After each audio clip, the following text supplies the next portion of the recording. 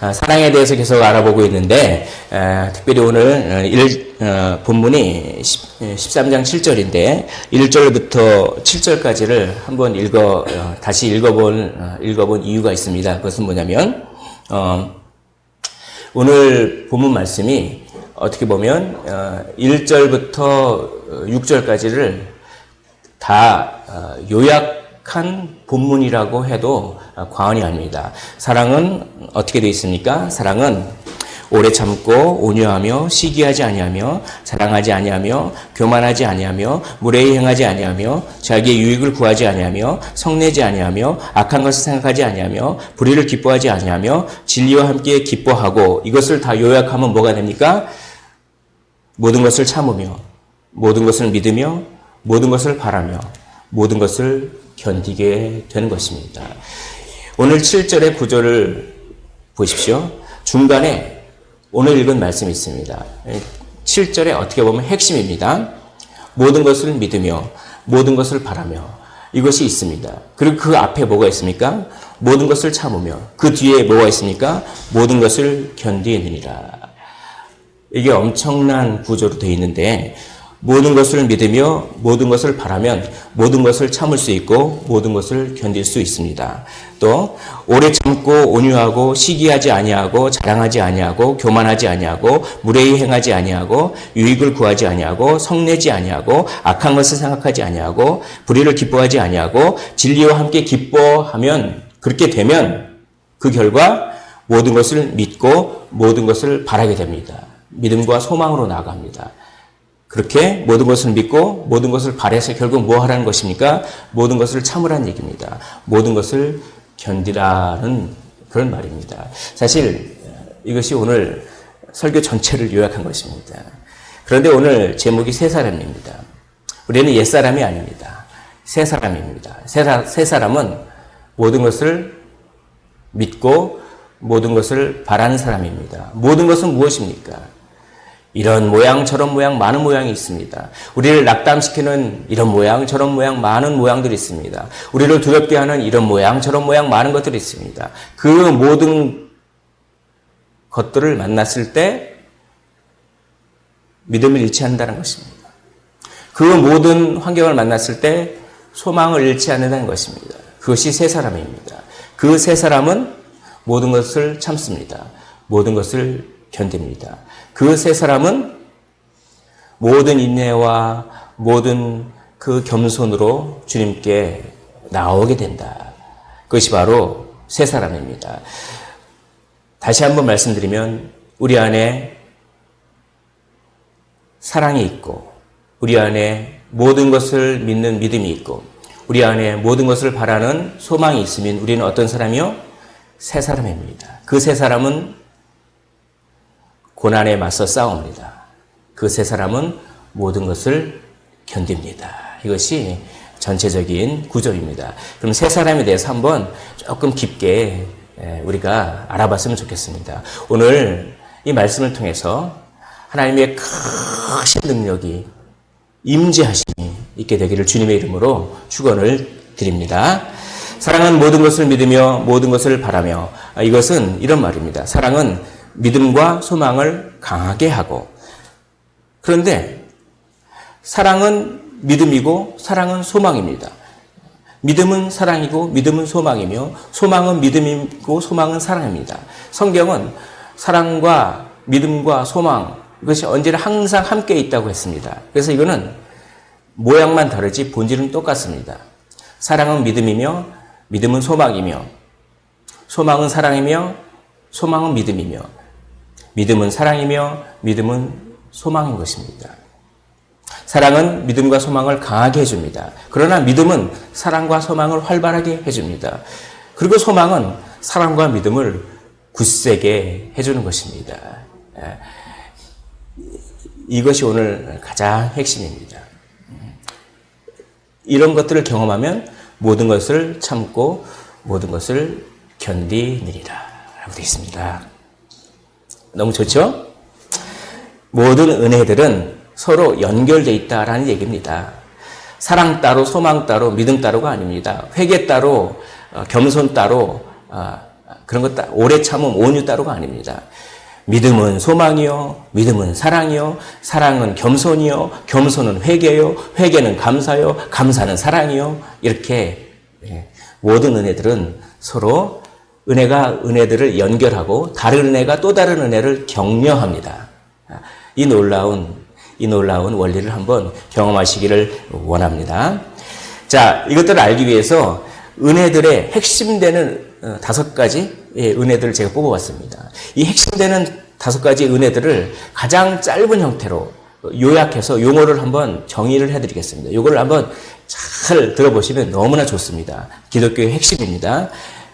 하나의 주제가 엄청나게 많은 것들을 내포하고 있지만 한 줄 요약, 너무 많으면 다 까먹죠. 한 줄 요약, 이것을 한번 잘 기억해 보기를 원합니다. 믿음은 찬성하는 것입니다. 믿음은 뭐라고요? 찬성하는 것입니다. 예수님의 말씀을 찬성하는 거예요. 반대하는 게 아닙니다. 예수님의 말씀을 찬성하되 머리로만 찬성하면 지식이 됩니다. 그래서 남 정죄하게 돼요.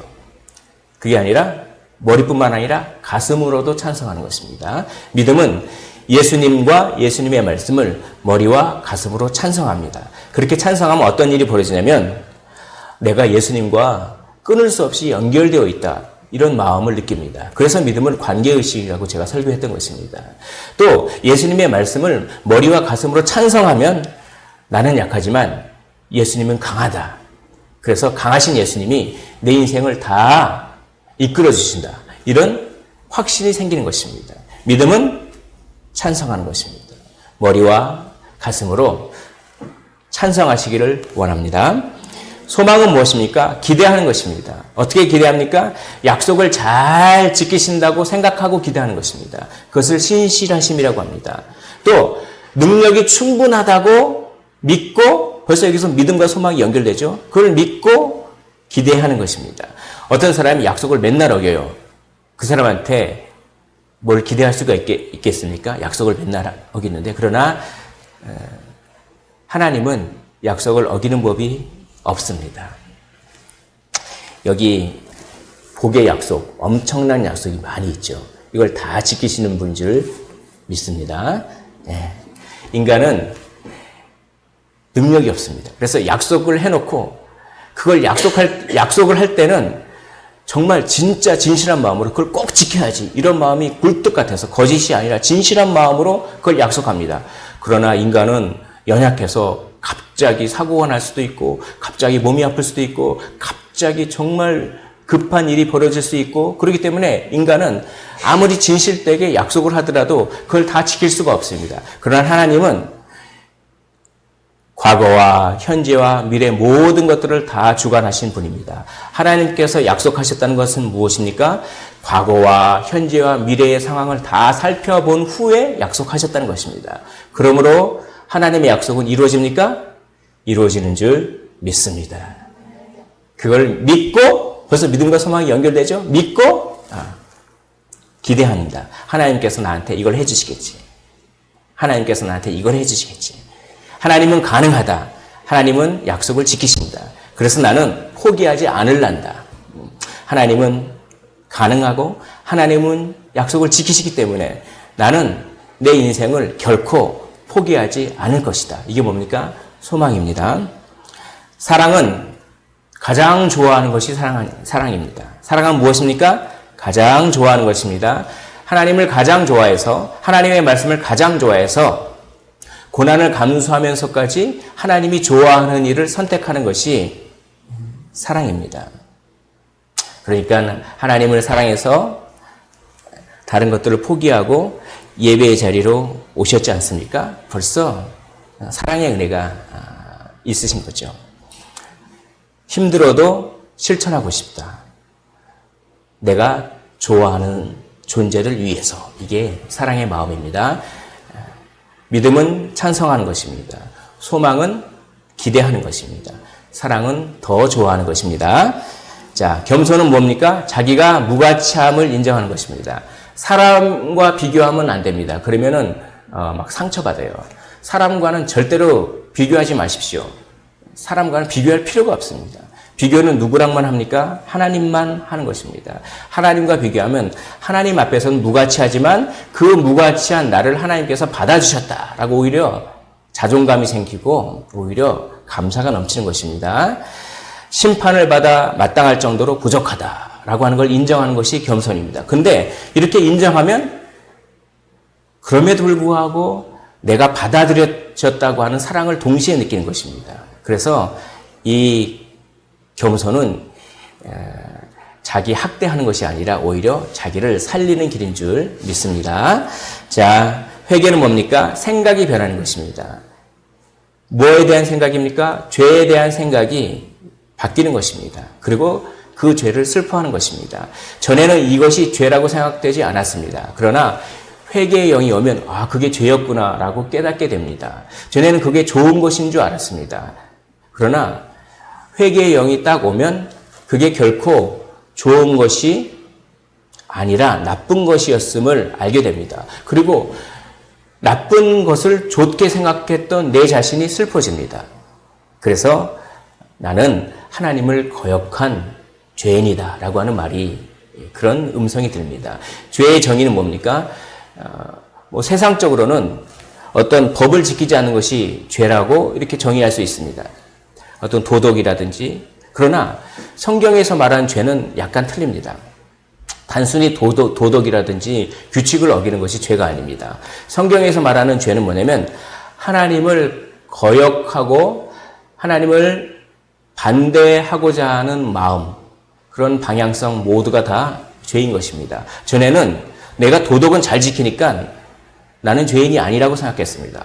그러나 회개의 영을 받고 은혜를 받으니까 나는 법 없이 사는 사람인 줄 알았더니 이제 보니까 내가 이렇게 하는 행동은 그것이 도덕은 잘 지키는 것일 줄 몰랐지만 그것이 마음속을 다 가만히 들여다보니까 규칙은 지키는 일인지 몰랐지만 그것이 하나님을 반대하는 일이었구나라고 생각하게 됩니다. 그래서 어떻게 합니까?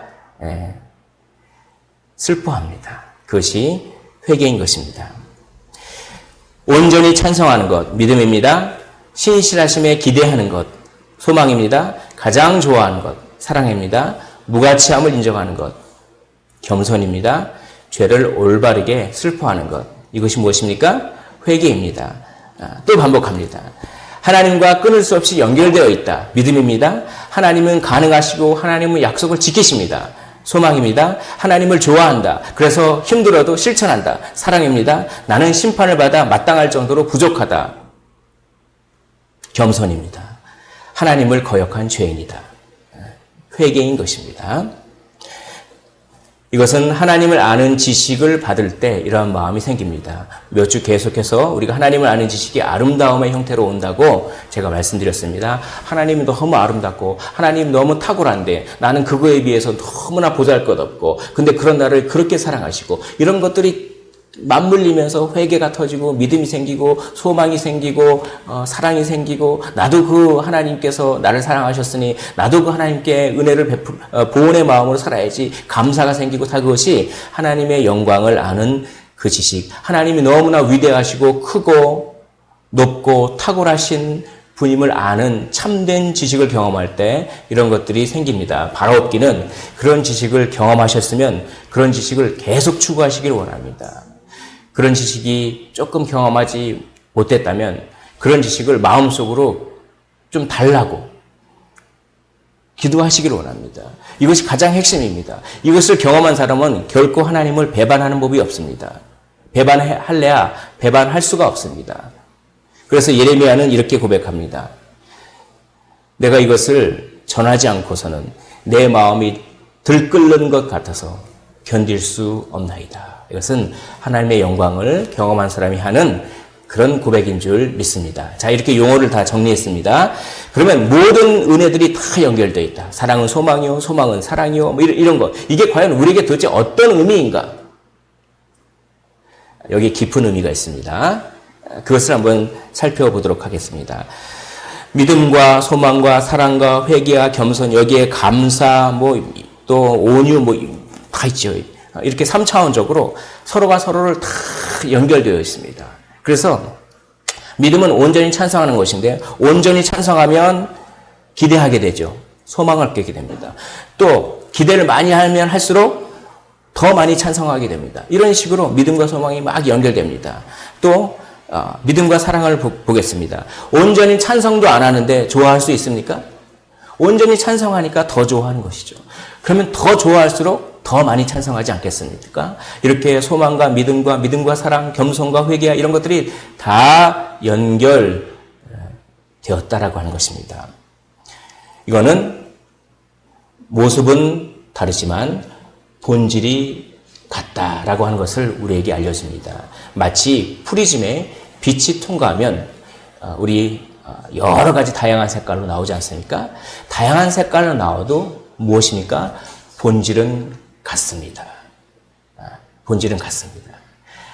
그러니까 우리가 하나님에 대한 사랑을 느낄 때는 사랑만 있는 것이 아니라 믿음도 있고 소망도 있고 회개도 있고 겸손도 있고 감사도 있고 온유도 있고 절제도 있고 충성도 있는 것입니다. 우리가 하나님을 믿고 싶어하고 의지하고 싶은 마음이 있으면 거기에 하나님의 사랑도 있고 온유도 있고 오래 참음도 있고 겸손도 있고 절제도 있고 충성도 있는 것입니다. 왜냐? 본질이 다 같기 때문입니다. 그 본질이 무엇입니까? 성령입니다. 그러므로 우리에게 성령이 쫙 들어오신 것입니다. 성령은 예수의 영입니다. 그러므로 우리에게 예수님의 성품이 그대로 쫙 들어오는 것입니다. 그러니까 우리가 하나님에 대한 사랑을 느끼면 사랑만 느끼는 것이 아닙니다. 예수님의 성품 전체가 다 들어오는 것입니다. 그것은 우리에게 생명이 주어지는 순간입니다. 할렐루야. 우리가 하나님을 사랑하는 그 사랑을 느끼면 단순히 사랑만 느끼는 것이 아니라 모든 은혜가 한꺼번에 다 들어오고 생명이, 예수님의 그 생명이 다 들어오는 것입니다. 이것이 오늘 사도가 우리에게 들려주는 귀한 교훈인 줄 믿습니다. 씨앗이 있습니다. 씨앗을 넣으면 씨앗이 자라면 싹이 돋고 잎사귀가 나고 열매를 맺고 막 그러지 않습니까? 그러지 않습니까? 이것이 생명의 원리입니다. 마찬가지입니다. 씨앗 안에는 무엇이 들어있습니까? 씨앗 안에는 열매도 들어있습니다. 나무잎도 들어있습니다. 뿌리도 들어있습니다. 씨앗 안에는 모든 것들이 다 들어있는 것입니다. 네. 씨앗은 생명의 원리, 생명은. 그러므로 우리가 은혜를 받는다는 것은 생명을 받는 것입니다.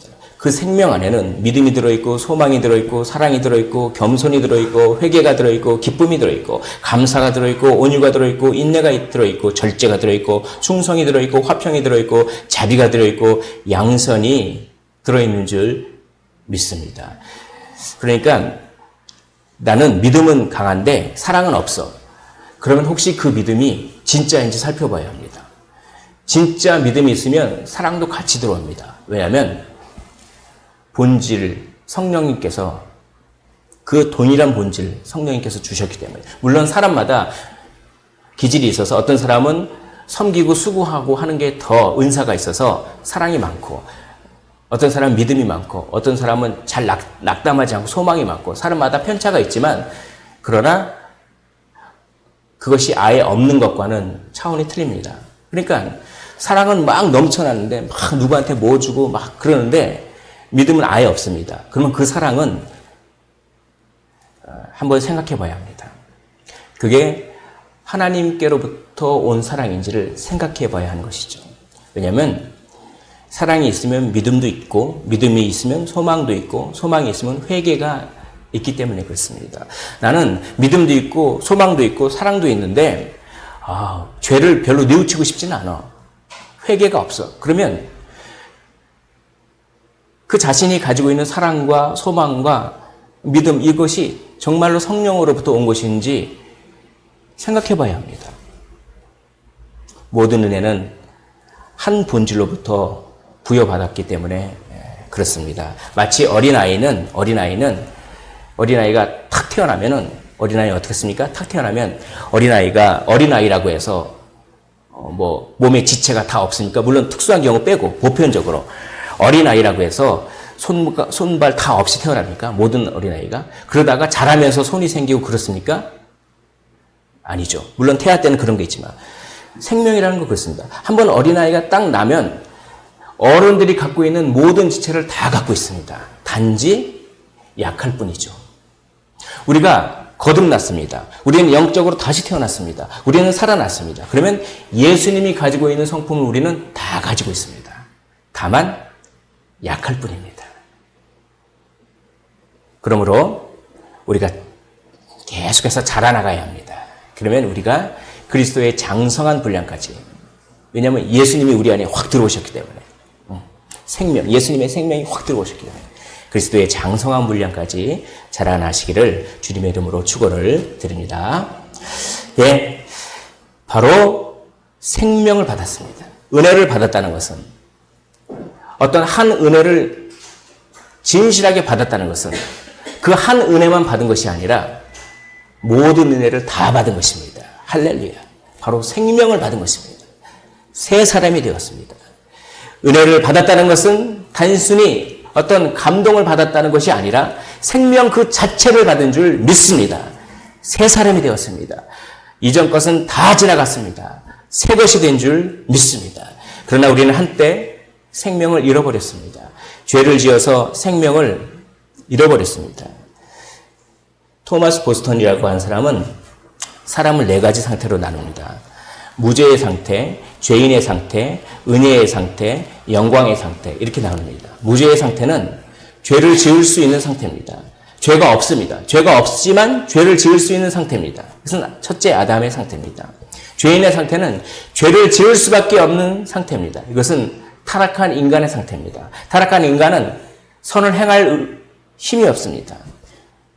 완전히 죄밖에 안 집니다. 그러나 은혜의 상태, 그는 구원받은 우리들입니다. 우리들은 죄가 같이 죄성이 있지만 동시에 죄를 짓지 않을 수 있는 생명을 부여받았습니다. 그래서 그 성령의 충만함이 있으면 죄를 이길 수 있습니다. 죄를 짓지 않을 수 있는 상태입니다. 그리고 영광의 상태는 뭡니까?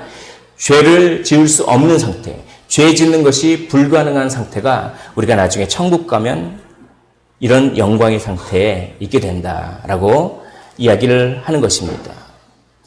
죄 없는 영혼과 육체에 죄된 영혼과 선악과를 따먹으므로 죄된 영혼과 육체가 되었는데 거기에 생명이 들어옵니다. 생명, 은혜가 들어옵니다. 생명은 무엇입니까? 모든 은혜죠. 사랑, 희락, 화평, 오래 참음, 소망, 믿음, 이런 은혜들이 다 들어옵니다. 예수님의 생명 다 들어옵니다. 그것이 지식의 형태로 들어옵니다. 하나님은 나를 사랑한다. 하나님은 위대하시다. 하나님은 아름다우시다. 이런 지식의 형태로 들어옵니다. 그런 지식을 경험하면 생명이 다 들어오십니다. 그러면 죄된 영혼과 육체는 이제 죄와 싸우는 영혼과 육체가 됩니다.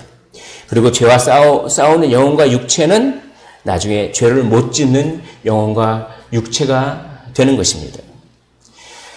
지식이 들어오면 우리의 방향이 바뀝니다. 우리가 죄를 짓는 것은 성향은 그대로 남아 있습니다. 그래서 예수 믿고도 죄를 안 짓습니까? 예수를 믿고도 죄를 짓습니다.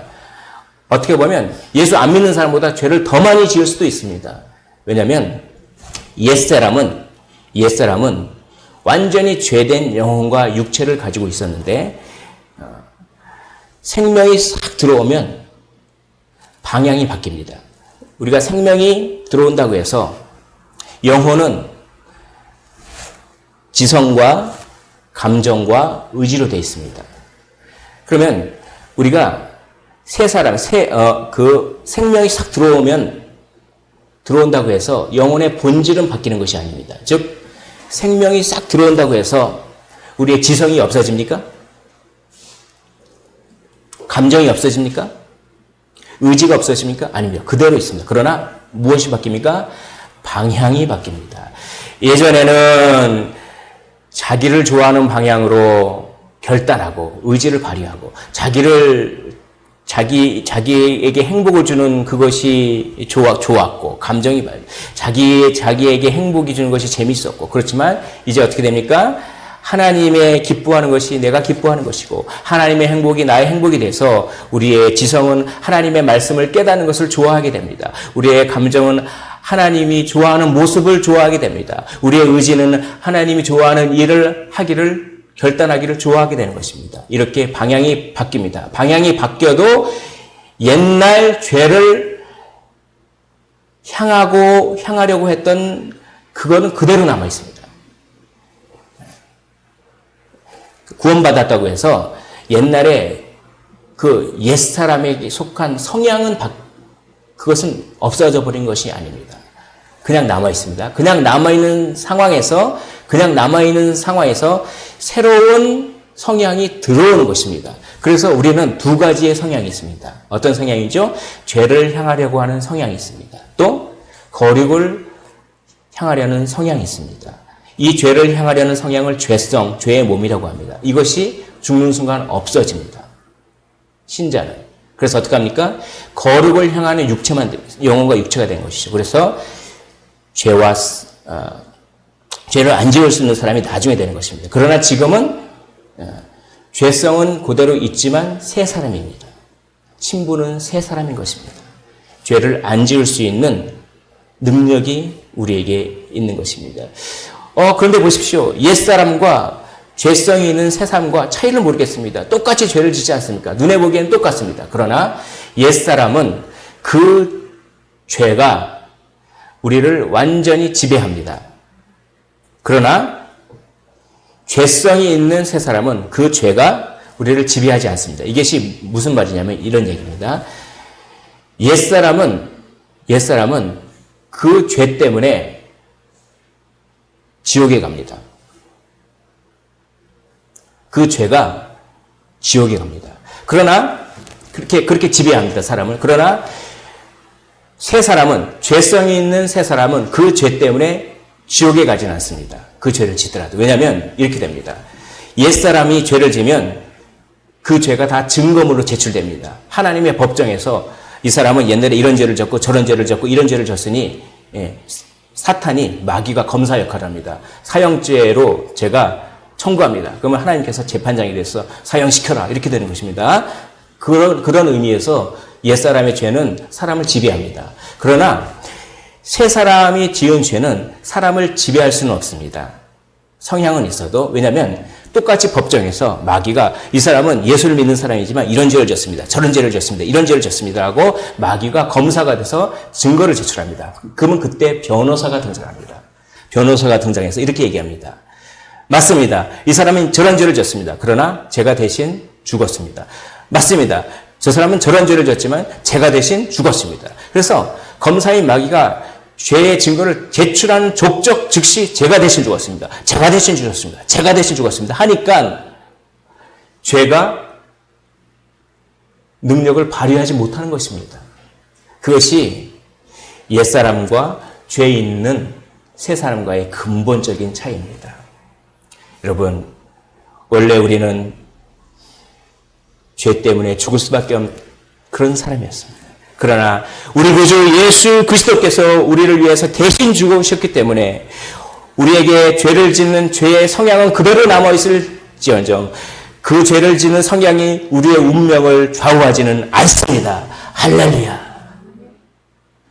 이것이 우리에게 얼마나 자유를 줍니까? 그렇다고 해서 죄를 막지라는 얘기는 아니죠. 오히려 감사해서 감사가 동기가 돼서 더 죄를 안 지으려고 노력하는 것이 바로 우리의 인생인 줄 믿습니다. 죄를 억제하려고 하는 방향성이 생깁니다. 왜냐하면 믿음과 사랑과 소망과 겸손과 이런 것들을 한꺼번에 받았기 때문에 믿음은 불신앙을 억제하려고 하고 사랑은 복수심을 억제하려고 하며 소망은 낙담을 억제하려고 하며 겸손은 교만을 억제하려고 하기 때문에 죄를 순간적으로 실수해서 짓지만 죄를 억제하려고 하는 방향성은 생기는 것이 바로 우리인 것입니다. 어떤 사람이요?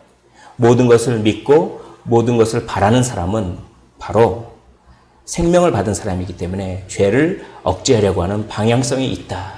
그것이 오늘 사도가 모든 것을 믿으며 모든 것을 바라며 라고 하는 그 말 속에 담겨있는 아주 깊은 뜻입니다. 이것이 우리에게 자유를 줍니다. 저는 이 자유를 느끼고 나서 순간적으로는 실망하지만 궁극적으로는 실망하지 않습니다.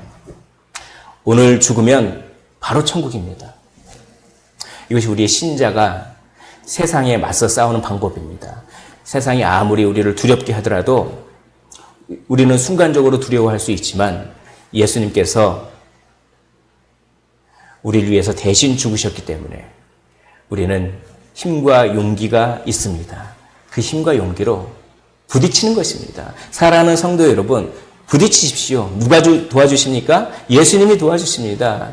자기 아들을 아끼지 아니하시고 우리 모든 사람을 위하여 내주시니가 어찌 그 아들과 함께 이 모든 것을 우리에게 주시지 않겠느냐. 모든 것을 주시겠다는 것입니다. 예수님을 믿고 그냥 부딪히십시오. 그러면 누가 도와주십니까? 성령께서 도와주십니다. 아무것도 염려하지 말고 다만 모든 일에 기도와 간구로 너희 구할 것을 감사함을 그냥 아뢰십시오. 그러면 모든 지각에 뛰어난 우리의 상상을 초월한 우리가 생각지도 못한 방법으로 우리를 도와주시는 줄 믿습니다. 왜냐하면 새 사람이니까. 우리 안에 생명이 있으니까. 자기 아들을 자녀를 낳아놓고 외면하는 부모가 어디 있겠습니까? 우리는 태어났습니다. 우리는 죄를 지을지언정 태어났습니다. 그러니까 우리 부모는, 능력이 많은 부모는 늘 우리에게 시선이 고정되어 있는 줄 믿습니다. 이것이 우리에게 자유를 줍니다.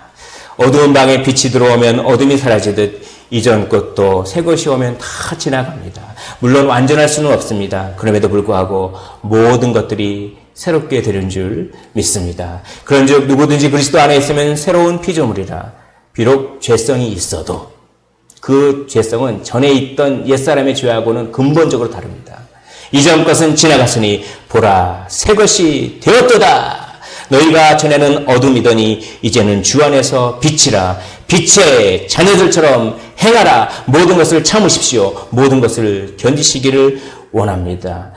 노예를 팔아먹던 노예 상인이 있었습니다. 그 사람은 너무나도 양심이 없어가지고 이 옛날에는 노예 배를 탔고 그 노예를 팔아먹으려면 그냥 한 달 이상 몇 달간 그냥 어떻게 됩니까? 이렇게 대서양을 건너야 되면 그렇게 되잖아요. 그러면 그 배 가운데서 노예들한테 뭐 잘해주겠습니까? 맨날 노동시키고 그리고 막 먹을 것도 그냥 아낀다고 별로 안 주고 그러지 않겠습니까? 그리고 나서 탁 아메리카 대륙에 딱 도착하면은 그 노예 팔아먹고 막 그러지 않습니까? 그런데 몸이 강한 그 노예는 살아남아서 그냥 어떻게 주인에게 팔려가기라도 하는데 몸이 약한 노예는 배 안에서 죽습니다. 그럼 어떻게 합니까? 그냥 버리는 거예요.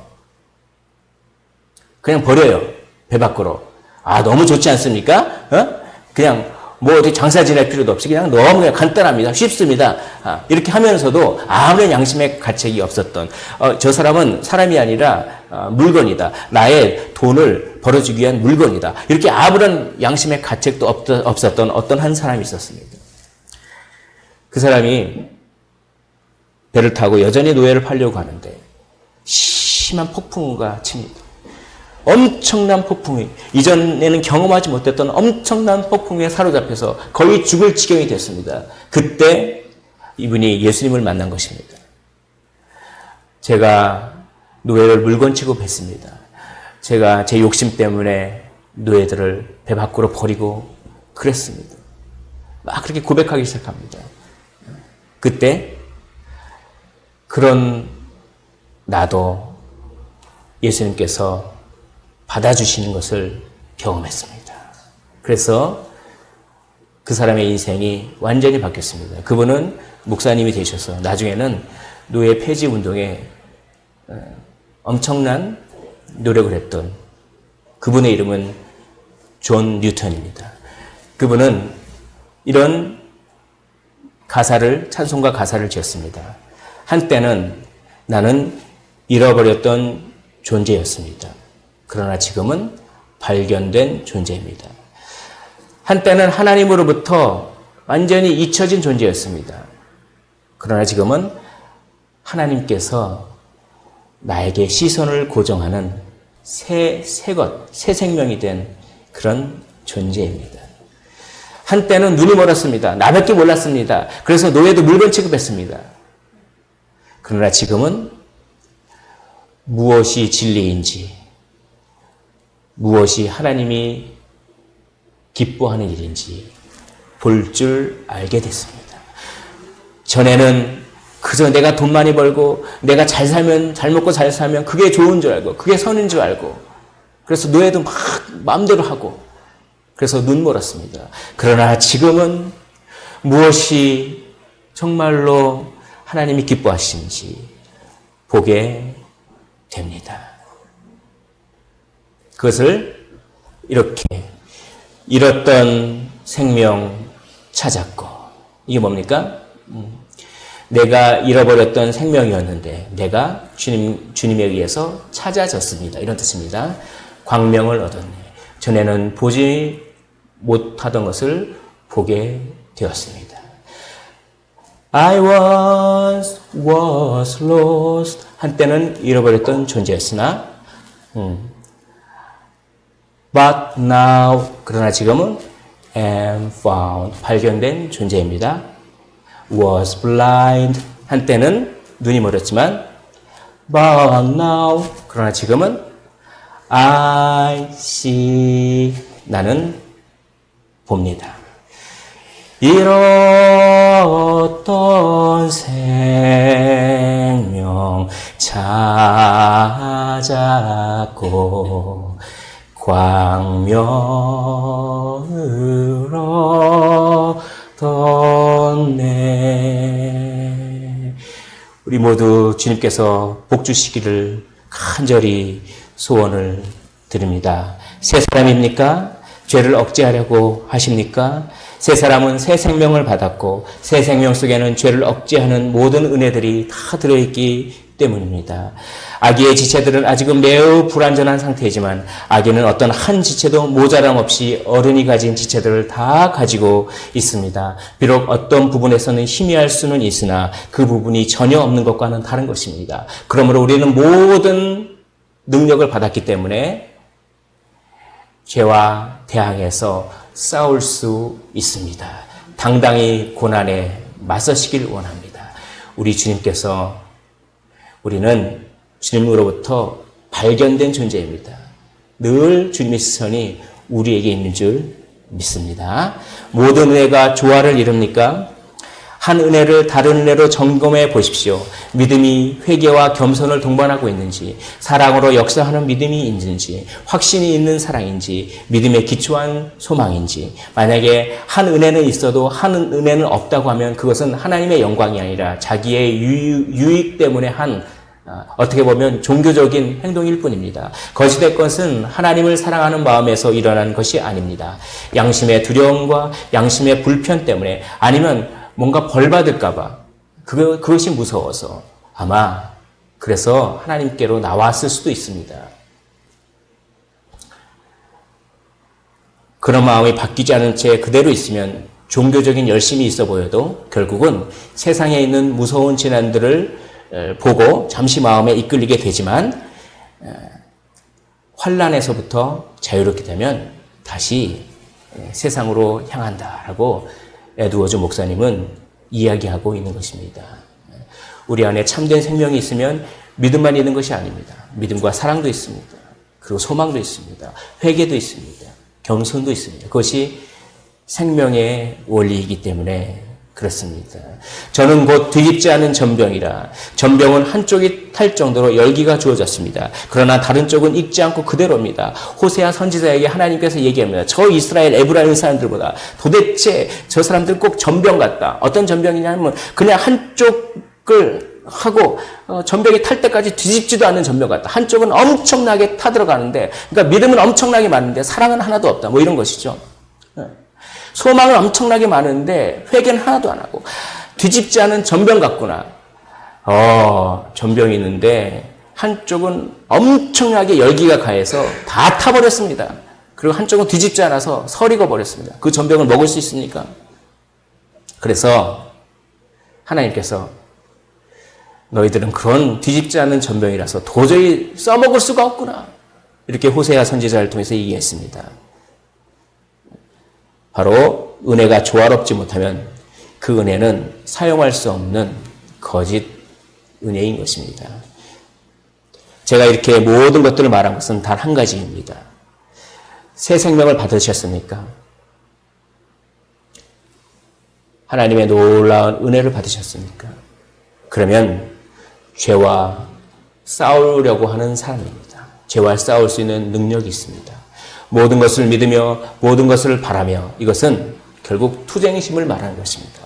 새 사람, 새 생명에게 주어진 죄를 향한 투쟁심, 그것이 모든 것을 믿으며 모든 것을 바라는 것입니다. 모든 것이 낙담되더라도 그 투쟁심이 있으면 그 가운데 믿음을 잃지 않습니다.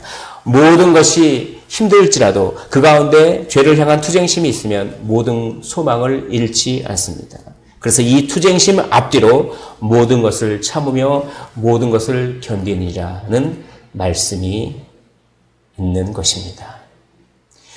생명의 빛의 광채가 그 마음속 깊은 어둠에 임하자 밤이 끝이 나고 여명이 찾아오더니 낮을 향해 가며 점점 밝게 빛날 것이다. 우리는 새로운 존재입니다. 우리는 여명과도 같은 존재입니다. 우리는 한낮은 아직 아닙니다. 우리 안에는 아직도 어둠이 있습니다. 우리는 한낮은 아닙니다. 우리는 여명입니다. 어두운 우리 가운데 밝은 빛이 있습니다. 그러나 여명이기 때문에 아직 어두운 부분도 있습니다. 그래서 실수하고 넘어지고 죄를 지을 수도 있습니다. 그러나 우리는 결국 낮을 향해 가게 될 줄 믿습니다. 그러므로 힘내십시오. 용기를 잃지 마십시오. 고난 가운데 소망을 잃지 마십시오. 주님이 도와주시니까요. 새 생명을 얻었으니까. 고난 가운데 사랑을 잃지 마시고, 고난 가운데 고난 때문에 누구를 미워하지 마시고, 고난 때문에 믿음을 잃어버리지 마시고 선한 싸움을 싸우시기를 원합니다. 은혜를 받은 것은 새 생명을 받은 것입니다. 그리고 그 새 생명을 받은 새 사람은 기꺼이 죄와 싸웁니다. 사랑은 모든 것을 믿으며 모든 것을 바라는 투쟁심입니다. 우리